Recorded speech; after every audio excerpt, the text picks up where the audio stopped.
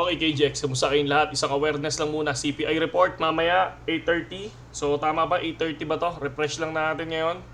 Tingnan natin kung ano mangyayari dito. So actual nung February 13, 0.04%, forecast 0.03. So check natin yung iba. CPI month on month 0.3. CPI yearly 3.1 versus forecast na 2.9. So check natin mamaya yung 8:30, kaya ingat lang sa pagtitrade ngayon kasi ang nangyayari diyan minsan kapag syempre 'di ba, tumaas ang inflation, babagsak pero makaka-recover. Kaya lang baka yung pagbagsak na yon bigla kayong ma-liquidate, okay? So ganun din, yung iba naman pataas. So tingnan natin ngayon kung ano yung mangyayari mamayang 8:30 mga idol, no? Kaya minamadali natin tong video na to para at least awareness lang, baka hindi nyo lang alam kasi karaniwan naman sa iba hindi tumitingin ng mga news, di ba?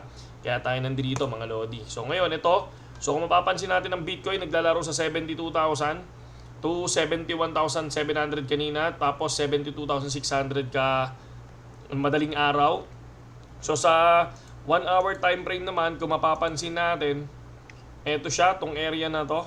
So ang dami nagsasabi is pabagsak daw ang value ng Bitcoin, no? Pero karaniwan sa mga nakikita ko, parang nagbe-bear trap siya, no?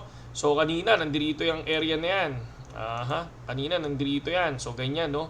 So ngayon biglang umangat. So possible pag ang CPI report negative ang inflation, lilipad diyan, baka dun dumiretso, no? So tingnan natin kung ano mangyayari mamaya. Awareness lang to sa lahat, no? Pero ito kasi itong pattern na to mga lodi, hinahanapan ko siya ng sariling pattern. Hinahanapan ko siya mga idol, no? So tingnan natin kung ano yung mga makikita natin soon sa mga ganyang pattern. So itong area na to, kung mapapansin nyo, biglang lumipad. And then ganun din yung nangyari sa kanya. Possible mag letter M. Pag nag letter M yan, pwedeng bumagsak.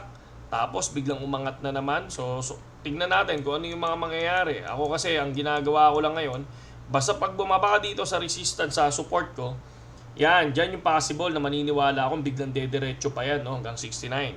Pero hanggat hindi lumalagpas yan dyan, hindi ako nangangamba mga lodi. Hindi ako nangangamba. So tingnan nyo nangyayari ngayon, 72,088.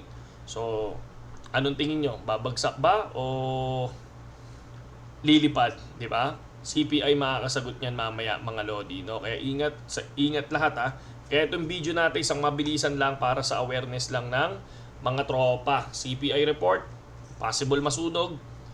Mas maganda kung ako hindi muna ako nagtitrade dyan. Pero karaniwan, ang dami nagtitrade sa ganyan. Okay? Saludo sa lahat, KJX. Magandang gabi sa inyo lahat.